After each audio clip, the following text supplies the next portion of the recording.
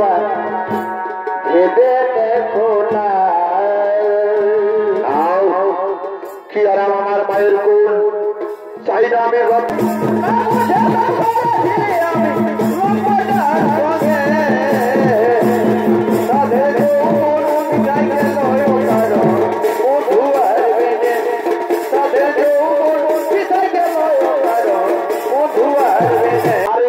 ভূমিকায় যিনি আপনাদের আলোকমালা সুসজ্জিত মহান মঞ্চে সুনৃত্য অভিনয় করে দেখাবে শিল্পী মঙ্গল মাহাতো।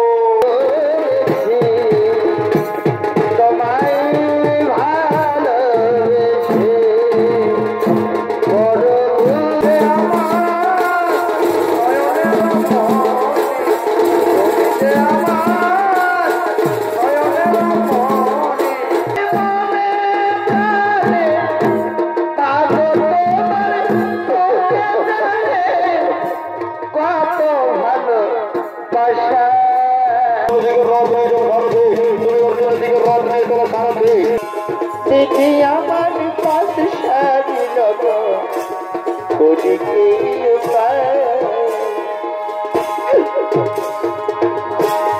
ওরে পুত্র করল আমার। মাননীয় দর্শক মন্ডলী, আপনারা কি জানেন কেন হয়েছিল কুরুক্ষেত্রের মহাযুদ্ধ? কেন হয়েছিল কৌরব এবং পাণ্ডবদের মধ্যে কুরুক্ষেত্রের মহারোগ? এর আসল রহস্য ছিল কিন্তু কুন্তি কুমারী অবস্থায় জন্ম দিয়েছিল কর্ণকে, ওই নদী জলে ভাসিয়ে দিয়েছিল তাকে। সে মানুষ হয়েছিল শুধু গৃহে অধীরথ ও রাধার কাছে। তার মনে জেদ ছিল সে হবে পৃথিবীর সব থেকে শ্রেষ্ঠ ধনুর্ধারী। কিন্তু এদিকে কৌরব বংশে বেড়ে উঠছে অর্জুন, সে হবে পৃথিবীর সব থেকে শ্রেষ্ঠ ধনুর্ধারী। তাই এদিকে দুর্যোধনের মামা শকুনি, সে কিন্তু চাই না দুর্যোধন কুরুক্ষেত্রে যুদ্ধে জয়লাভ করুক, দুর্যোধন এই মহা কুরুক্ষেত্রের যুদ্ধে জয়লাভ করুক। সে চাই কৌরব বংশের বিনাশ, সে চাই দুর্যোধনের বিনাশ। তাই আগমন করছে গান্ধার নরেশ শকুনি।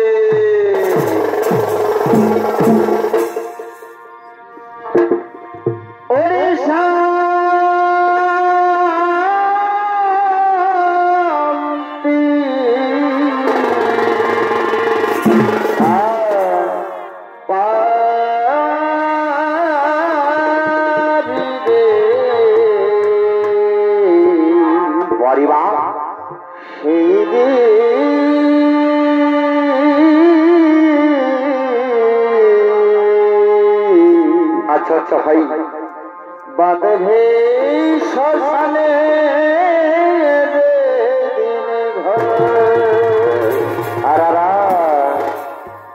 সেদিন খোল কোনো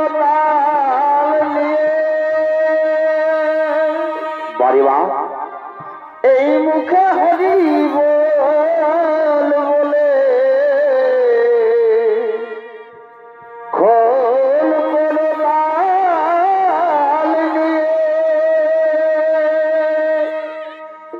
এই মুখে হরি বলে আর সবাই রে চিতা রে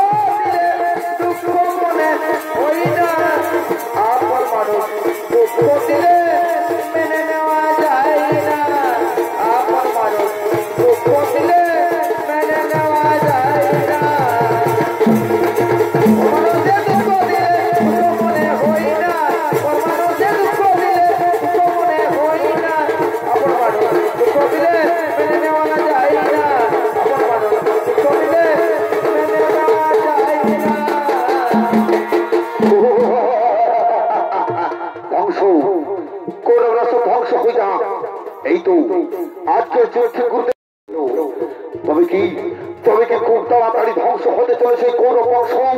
আনন্দ কিন্তু মাননীয় দর্শক মন্ডলী, আমি তো দুর্যোধনের মামা, আমি তো কৌরব বংশের হয়ে রণ করছি, তাহলে আমি কেন তাদের ধ্বংস চাইছি? এর কারণ হলো ওই দুর্যোধনের মতন আমরাও ছিলাম 100 ভাই। একটি ধৃতরাষ্ট্রের দৌড়, মহাবলী বিশ্বের দৌড় আমাদের বন্দী করলো কারাগারে। প্রতিদিন একজনের খাবার দিত, মনে হয় আজ মরবো, মনে হয় কাল মরবো। কিন্তু আমাদের পিতা বলল, শুনো পুত্র, এভাবে তো সবাই মারা যাব, যে কোনো একজনকে বেঁচে থাকতে হবে, যে নিতে পারবে প্রতিশোধ। আমি নিলাম সেই দায়িত্ব। আমি সেই খাবার খেতে লাগলাম। চোখের সামনে আমার 99 ভাই, আমার পিতা মারা। আমি চোখের জল মুছে নিলাম, তৈরি করলাম পাশা। যে পাশা খেলাই ছিল কৌরব পাণ্ডবদের বিমুখ, যে পাশা খেলাই ছিল পাণ্ডবদের বনবাস, যে পাশা খেলাই ছিল দ্রৌপদীর বস্ত্রহরণ, যে পাশা খেলাই ছিল কুরুক্ষেত্রের মহারণ।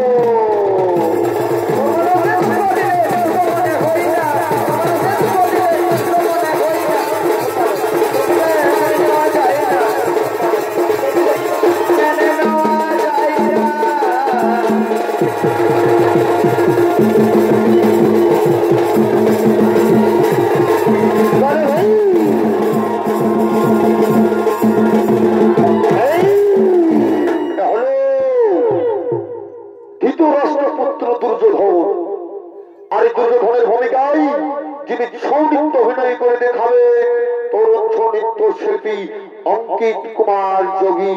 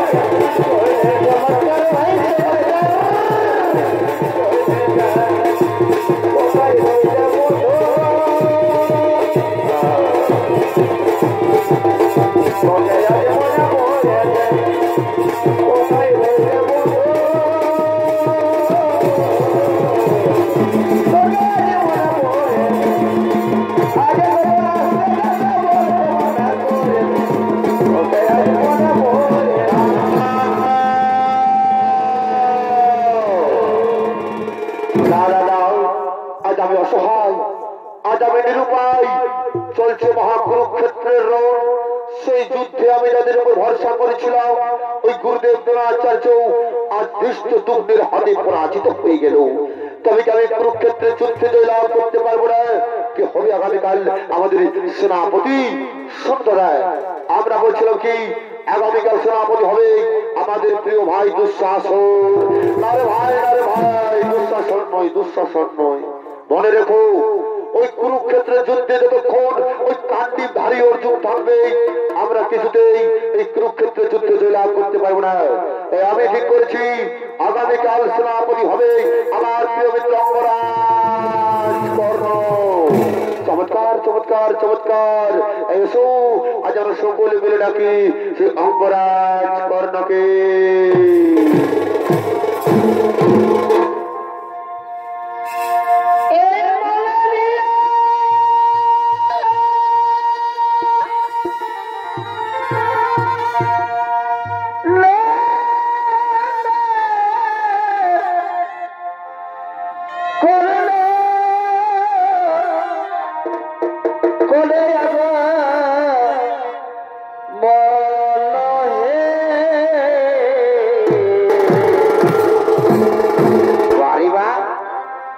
সেনাপতি হইবার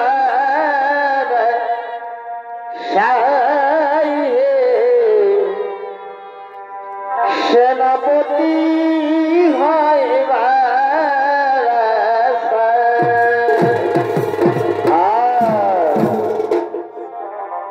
আর পিতাটার অধীর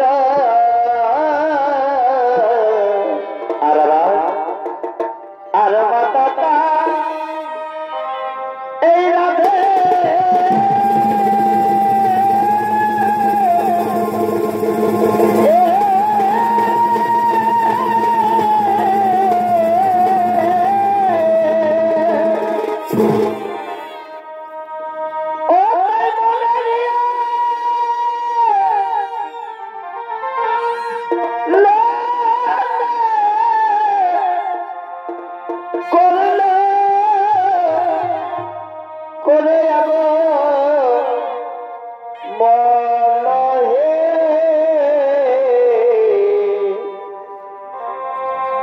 সেনাপতি হইবার সাই রে সেনাপতি হইবার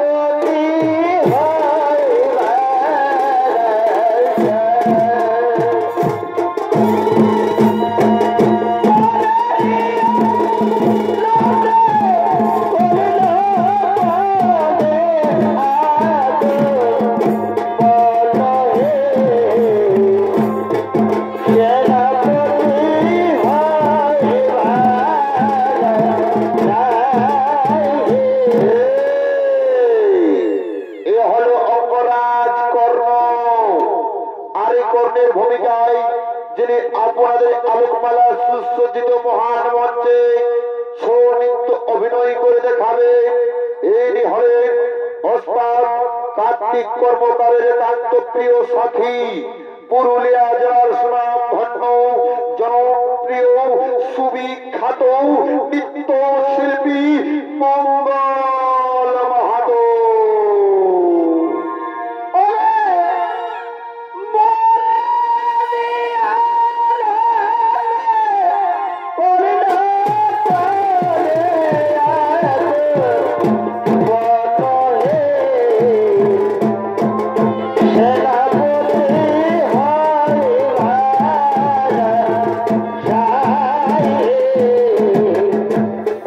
সেনাপতি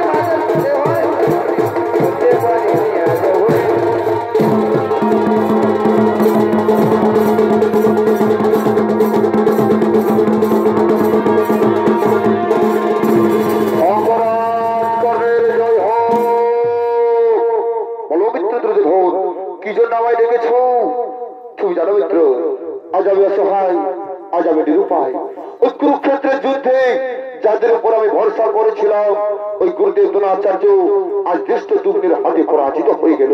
তবে আমি কুরুক্ষেত্রের যুদ্ধে যে লাভ করতে পারবো না মিত্র। তাই আমি ঠিক করেছি আগামীকাল সেনাপতি হবেই আমার মিত্র অঙ্গরাজ কর্ণ। চমৎকার চমৎকার চমৎকার বন্ধু, আমি তোমার ঋণ কখনো শোধ করতে পারবো না। আমিও তোমায় কথা দিলাম বন্ধু, ওই অর্জুনের মস্তক এনে আমি তোমার পদ তলে ফেলে দেবো।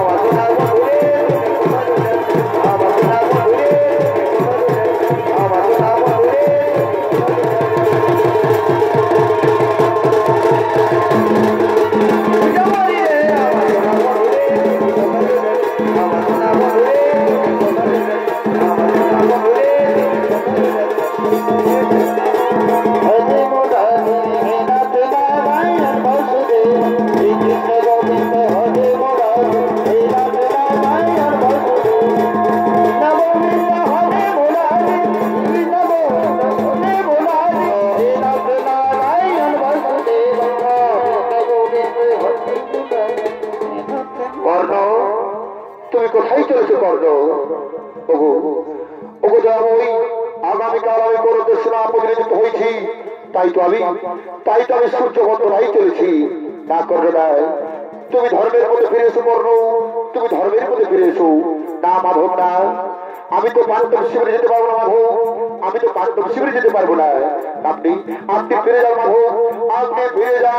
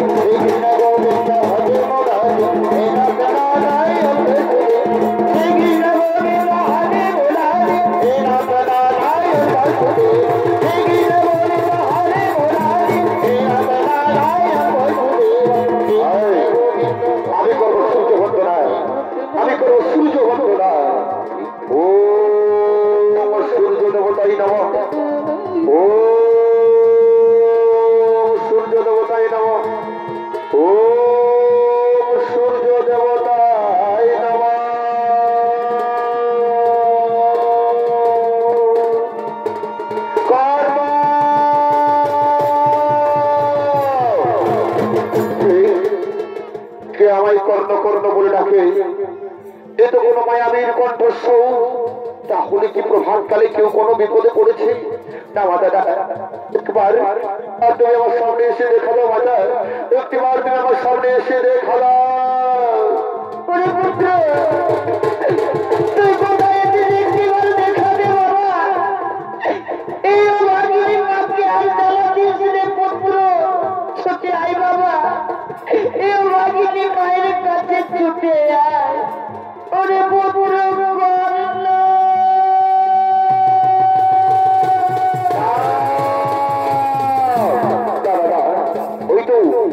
ওই তো আমার সেই কণ্ঠস্বর শুনতে পাওয়া যায়। কেন জানেন, আমার মনে হচ্ছে এই কণ্ঠস্বর শুনে যুগ যুগ ধরে তার সাথে আমার কোন সম্পর্ক রয়েছে। কে তুমি মাতা? এই ডাকে আছে কত মায়া, কত মমতা, কত ভালোবাসা। কে তুমি মাতা? একটিবার আমার সামনে এসে দেখা দাও মাতা, একটিবার আমার সামনে এসে আমায় দেখা দাও।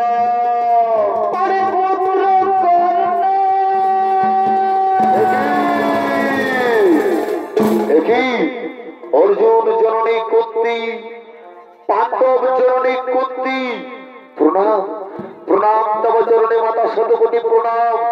আর কিছুক্ষণ পর শুরু হবে তোমার পুত্রদের সঙ্গে আমার মহারণ। এমন সময় তুমি কেন এসেছো মাতা? ওগো অর্জুন জননী কুন্তি, ওগো পাণ্ডব জননী কুন্তি। না পুত্র, তুই বারবার আমায় অর্জুন জননী বলে ঘোষণা করিস না। তুই বারবার আমায় পাণ্ডব জননী বলে ঘোষণা করিস না পুত্র। মাতা, অর্জুন জননীকে অর্জুন জননী বলবো না তো কি বলবো মাতা? পাণ্ডব জননীকে পাণ্ডব জননী বলবো না তো কি বলবো? আরে পুত্র, তুই কি জানিস কে তোকে জন্ম দিয়েছে, কে তোকে পৃথিবীর আলো দেখিয়েছে, কে তোর গর্ভধারিণী, কে তোর জন্মদাত্রী? না মাতা, আমি তো জানি না। অধীর তোর পিতা, রাধামর মাতা, আমি এটা জানি মাতা। তবে হ্যাঁ, আমি এটাও জানি কোন এক ভাগিনী নারী আমাকে জন্ম দিবার পর ওই নারী হরিপুত্র। মাতা, তুমি কি জানো কে আমার জন্মধাত্রী, কে আমার গর্ভধারণী? তুমি কি জানো মাতা, তুমি কি জানো? হরিপুত্র, আমি জানি বাবা। কে তোর গর্ভধারণী, কে তোর জন্মধাত্রী, কে তোকে 10 মাস 10 দিন গর্ভে ধারণ করে এই পৃথিবীর আলো দেখিয়েছে, আমি জানি। মাতা, তুমি জানো কে আমার জন্মধাত্রী, কে আমার গর্ভধারণী? তাহলে আমায় বলে দাও না, কে আমার জন্মধাত্রী, কে আমার হরিপুত্র। তাহলে তুই শোন, কে তোকে জন্ম দিয়েছে, কে তোকে 10 মাস 10 দিন গর্ভে ধারণ করে এই পৃথিবীর আলো দেখিয়েছে, তুই শোন। তোকে যে জন্ম দিয়েছে, তোকে যে গর্ভে ধারণ করেছে, সে আর কেউ নয়, এই অর্জুন জননী করছে। আমি বিশ্বাস করতে পারি না, আমি বিশ্বাস করতে পারি না। আরে পুত্র, তুই বিশ্বাস কর, তোকে আমি জন্ম দিয়েছি, তুই যে আমার প্রথম সন্তান। মাতা, মাতা, তুমি আমার মাতা, তুমি আমার জন্মধাত্রী, তুমি আমার গর্ভধারণী। তাহলে আমি শুধু পুত্র নই, আমি করতে, আমি রাজপুত্র।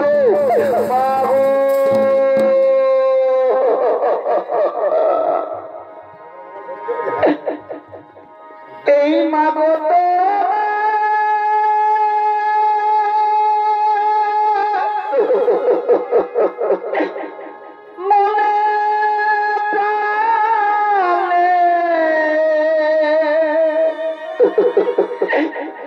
কত ভালো বাসা,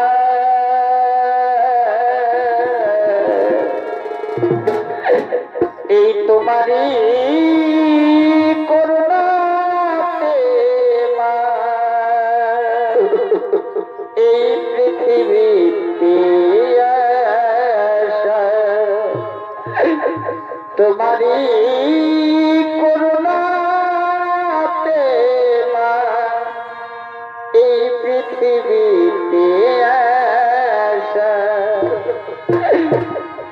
মা গো তোমার মনে প্রাণে, মা গো তোমার প্রাণে কত ভালো বাসা,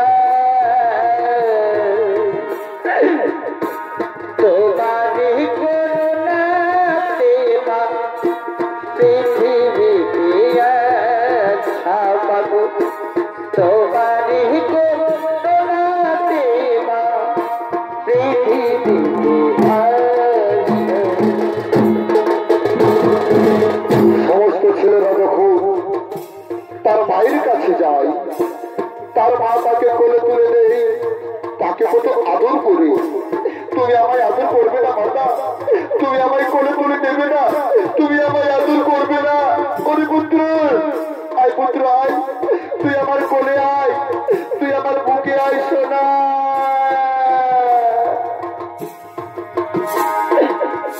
আই সোনা আমার বুকে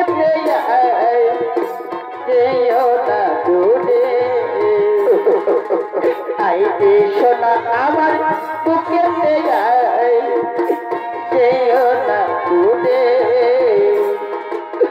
তোরে হাসিতে আমি হাসি, তোর খুশিতে আমি খুশি, তোকে আমরা ভালোবাসি, তোকে আমরা ভালোবাসি।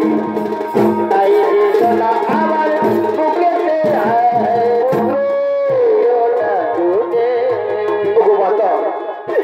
আমি তোমার গর্ভে জন্ম নিয়েও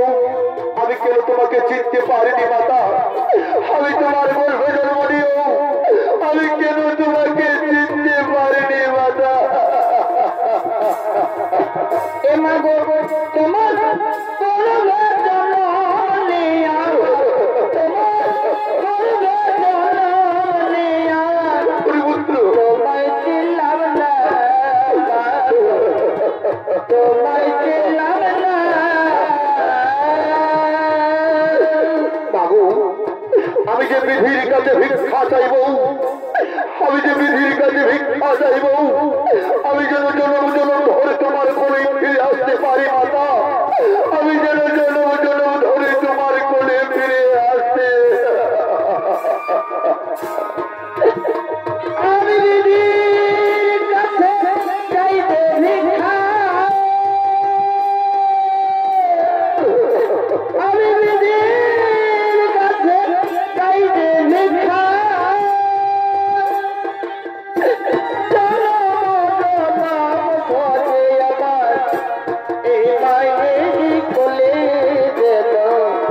আবার আসি ফিরে, আবার এই মায়েরই কোলে যেন আবার আসি ফিরে। আই আই পুত্র আই, তুই আমার কোলে মাথা রেখে একটুকু শয়ন কর। আও, মায়ের মতো যে এমনই ভব সংসারে আর কেউ নেই, মায়ের মতো যে এমনই ভব সংসারে আর কেউ নেই।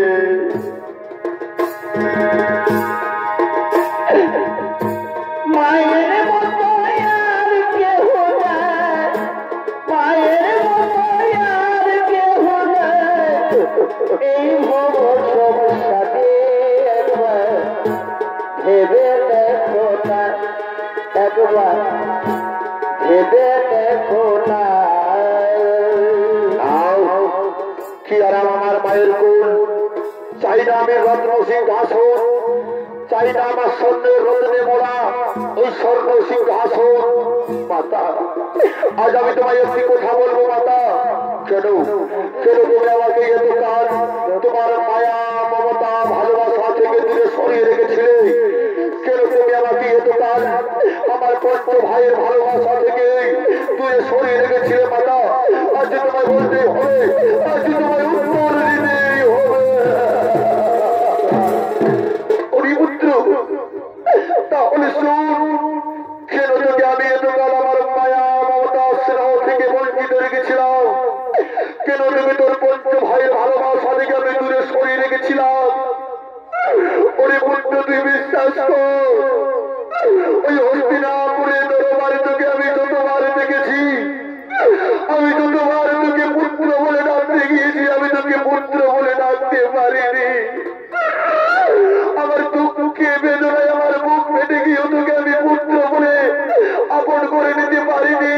ওরে ওরে পুত্র, ওই হস্তিনাপুরে দরবারে সবাই যখন তোকে শুধু পুত্র বলে অপমান করেছিল,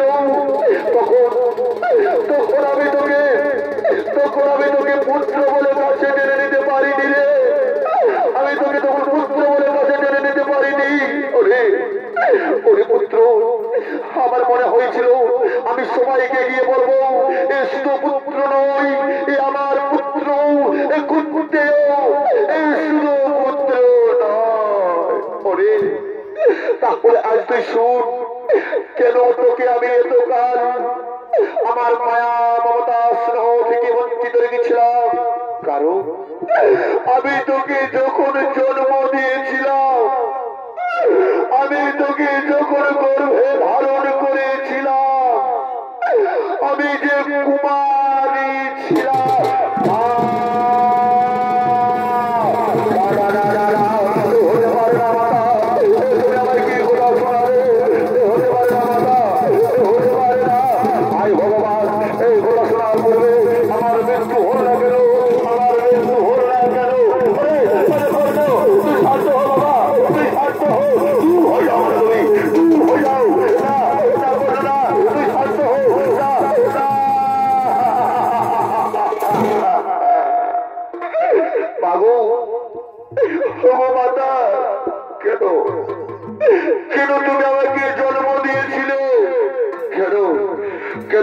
জন্মের পর আমাকে নদীর জলে ভাসিয়ে দিয়েছিলে, তুমি ওই নদীর জলে না ভাসিয়ে যদি আমার গোলাপ টিপে আমাকে শেষ করে দিতে, আমাকে মেরে ফেলতে, তাহলে আমি শান্তি পেতাম।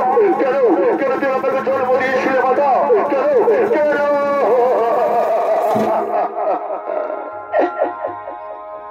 এই যদি মাগো আমায় জন্ম দিলে,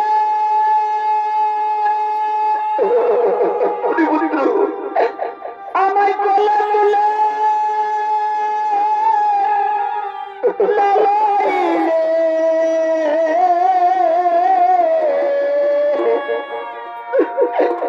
কেন ভাসাইলে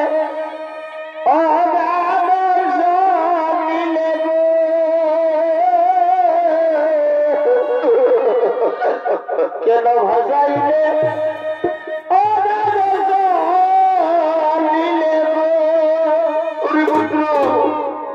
ওটাই কি ভাই আমার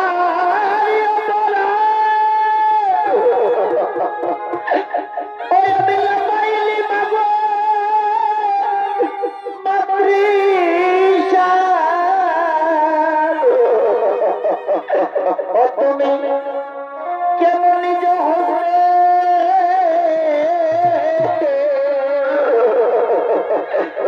কেন নিজ হবে করিলে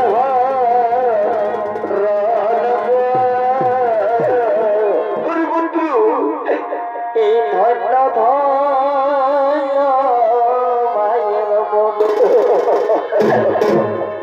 অকলয় দিন কালে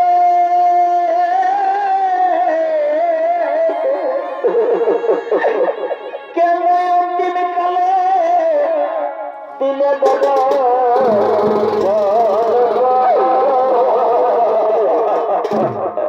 এই ধন্য ধন্য মায়ের মন। মাতা, তাহলে আজ তুমি কেন এসেছো মাতা আমার কাছে? কি চাও তুমি? ওই বন্ধু, আজ আমি তোকে নিতে এসেছি, তুই আমার সাথে পাঠ্যম শিবিরে ফিরে চল। না মাতা না, আমি তো তোমার সাথে পাঠ্যম শিবিরে যেতে পারবো না মাতা। এই সমাজ যখন আমাকে শুধু অপুত্র বলে অপমান করেছিল, তখন ওই দুর্যোধন আমাকে মিত্র করে অঙ্গরাজ্যের রাজা বানিয়ে আমাকে আমার সম্মান ফিরিয়ে দিয়েছিল। আমি তার সাথে কিভাবে বিশ্বাসঘাতকতা করতে পারবো মাতা? আমি পারবো?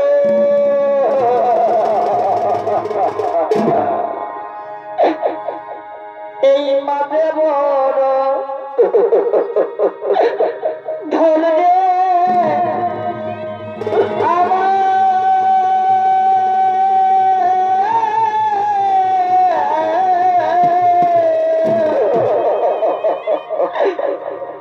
এই মাঝে বড়ই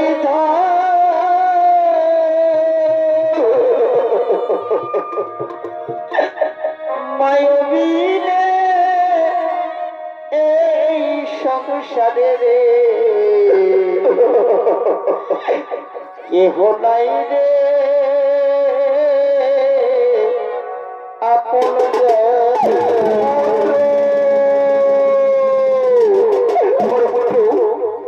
বিদায়, হরিপুত্র বিদায়, বিদায় বাবা, বিদায় বাবা।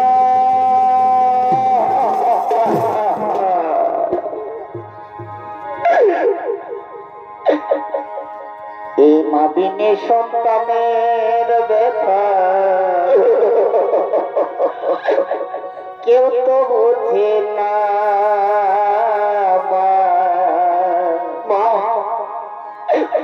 মাবিনী সন্তানের ব্যথা তুমি যে কেউ তো বোঝে না। আমাকে ফেলে মাগো চলে যেও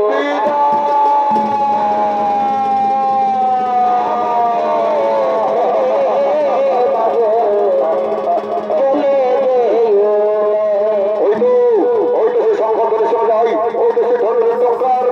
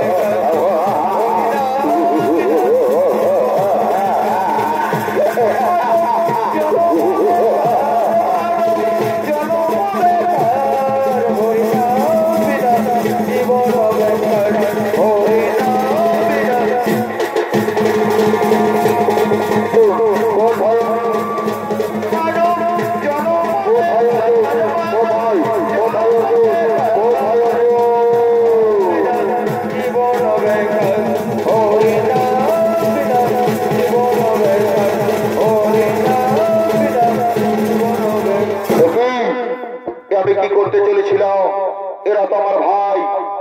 দাদা আমার শত্রু তো ওই অর্জুন। আমি অর্জুনকে ছাড়া আমি আমার চার ভাইকে মারবো না। যাও যাও এখন যাও, আমি তোমাদের জীবন দান দিলাম, আমি তোমাদের জীবন ভিক্ষা দিলাম।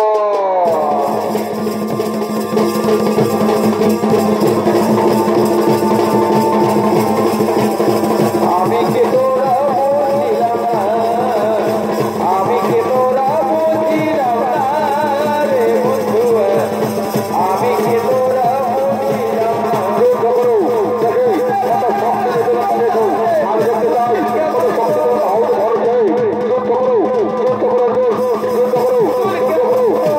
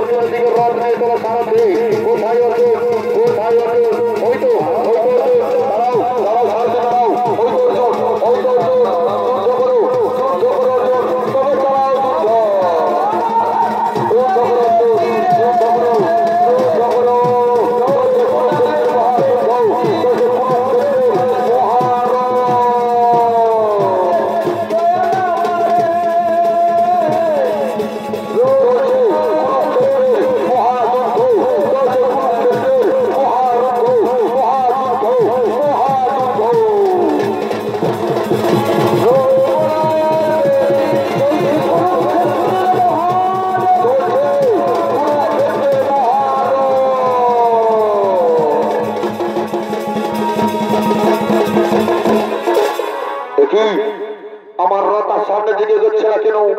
আমার রথ তার সামনে দিকে যাচ্ছে না কেন? কি আমার রথের চাকা তো মাটির গর্তে পড়ে রয়েছে। অর্জুন, অর্জুন দাঁড়াও, অর্জুন দাঁড়াও, আমি তোমার সঙ্গে কিছুক্ষণ পরে রণ করবো। দেখছো না অর্জুন, আমার রথের চাকা কিভাবে মাটির গর্তে পড়ে রয়েছে? আমার রথের চাকা কিভাবে মাটির গর্তে পড়ে রয়েছে? অর্জুন, অর্জুন তুমি দাঁড়িয়ে দেখছো কি অর্জুন? এই তো সুবর্ণ সুযোগ, তুমি কর্ণকে হত্যা করো। না মাধব না, আমি যে কর্ণকে হত্যা করতে পারবো না, আমি যে কর্ণকে হত্যা করতে পারবো না। কর্ণ যে মন্দির অস্ত্র, কর্ণ যে মন্দির অস্ত্র। অর্জুন আজ তোমার ধর্ম অধর্মের কথা মনে পড়ছে। অর্জুন তোমার মনে নেই সভা মধ্যে দ্রৌপদীকে যখন বস্ত্র হরণ করেছিল তখন কর্ণ সেখানে নির্লজ্জের মতো দাঁড়িয়ে রয়েছিল? তোমার মনে নেই অর্জুন তোমার পুত্র অভিমন্যুকে চক্র বয়ে কর্ণ কিভাবে হত্যা করেছিল? তোমার মনে নেই অর্জুন তখন কোথায় ছিল তার ধর্ম, কোথায় ছিল তার জ্ঞান? অর্জুন যে অধর্ম করে তাকে অধর্ম করে মানতে হয় অর্জুন, এতে কোনো পাপ নেই, এতে কোনো পাপ নেই। অর্জুন তুমি কর্ণকে হত্যা করো। কর্ণ কর্ণ মৃত্যুর জন্য তৈরি হয়ে যাও কর্ণ, তুমি মৃত্যুর জন্য তৈরি হয়ে যাও, তুমি মৃত্যুর জন্য তৈরি হয়ে যাও। অর্জুনা অর্জুনা অর্জুনা অর্জুনা আমার হাত থেকে তোমাদের কেউ রক্ষা করতে পারবে না, আজ তোমাকে কেউ মারতে পারবে না কর্ণ, আজ তোমার অধর্মের পাপের সাজা পাবে, আজ তোমাকে কেউ রক্ষা করতে পারবে না।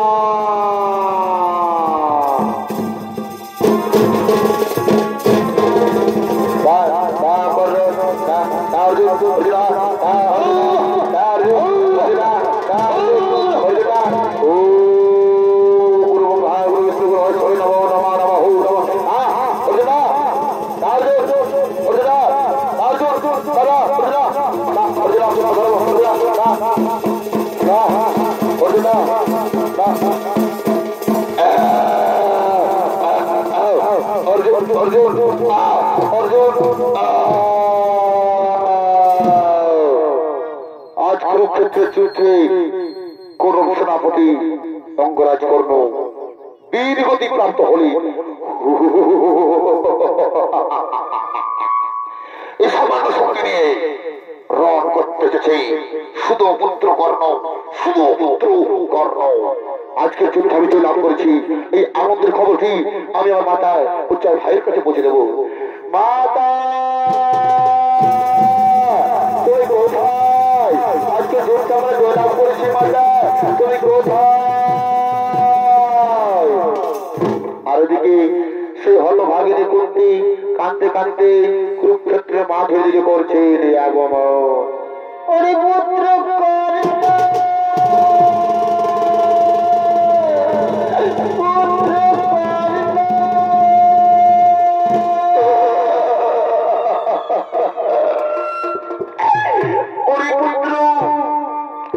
একবার তুই আমার বাবা বলে ডাক না পুত্র, একটিবার তুই আমার বাবা বলে ডাক না।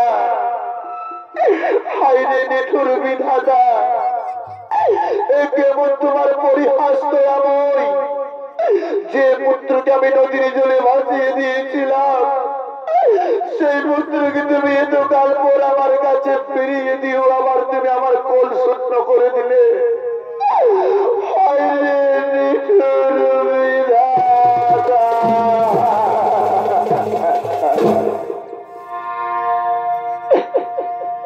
তবে হাইরে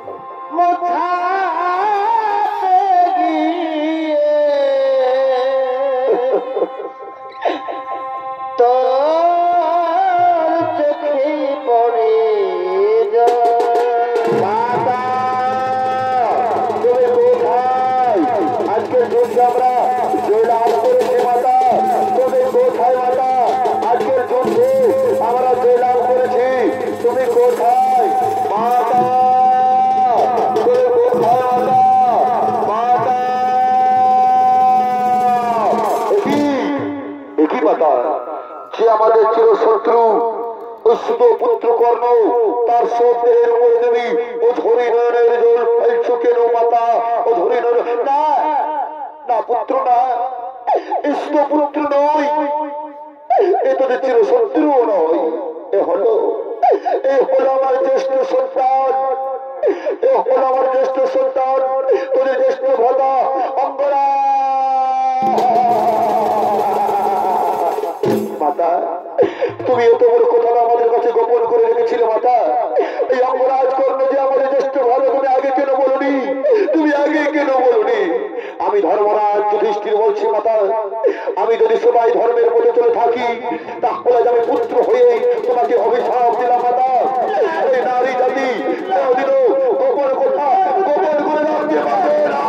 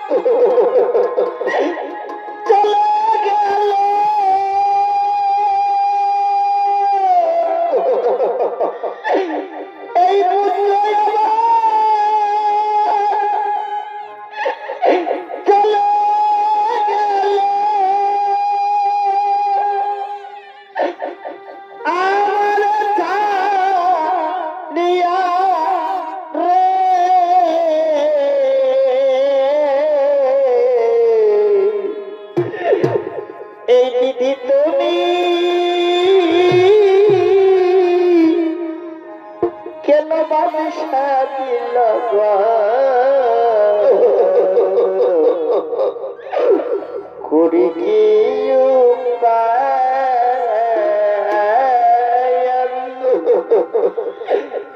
দিদি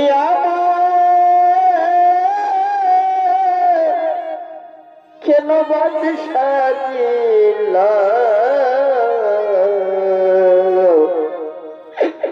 করি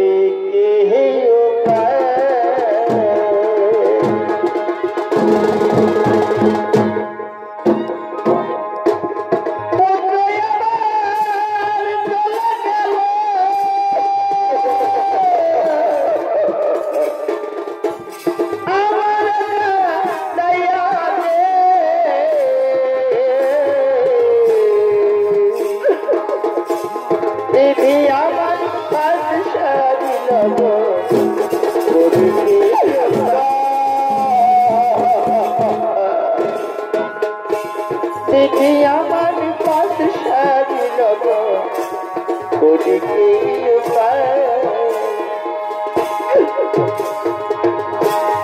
ওরে পুত্র করল আমার একবার ডাক না মামা বলে একবার ডাক না মামা বলে রে ওরে পুত্র করল আমার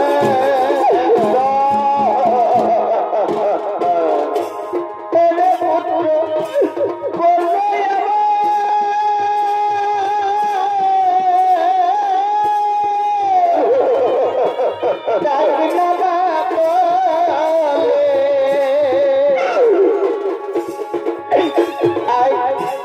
মায়ের বলকে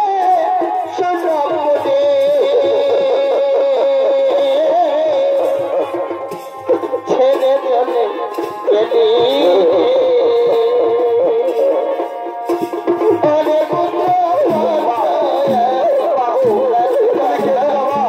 তুমি কেঁদো না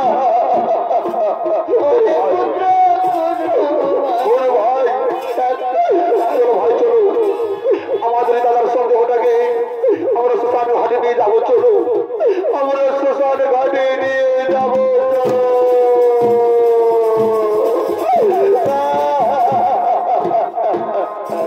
কেহ হাতে ধানে বাবা কে বাবা কাই গরি চালনাতে কান্দে কইরা চালনাতে কান্দে কইরা বলবো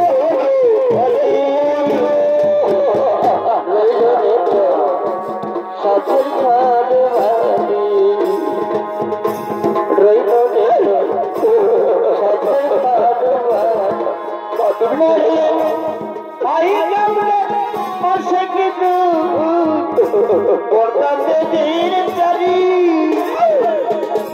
ভাই গামলে মাসে কিন্তু পড়তাতে দিন চারি মাজলি কামড়ে বসে মাজলি কামড়ে বসে সারা নাম ধরি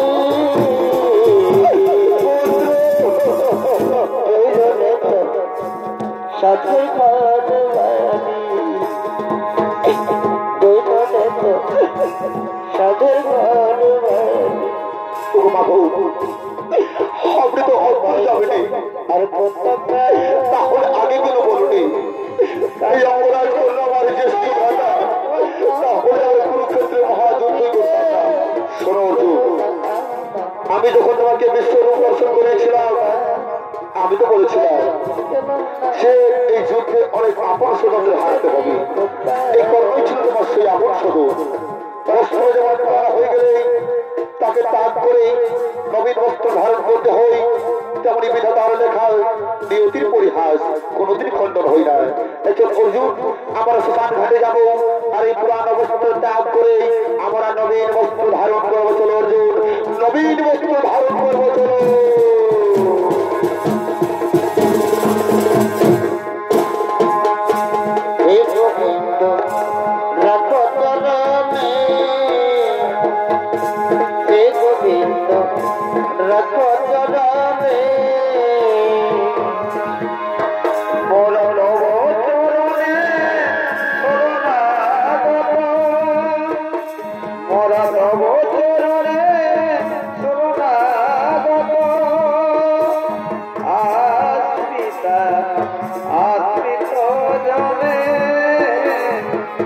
এবার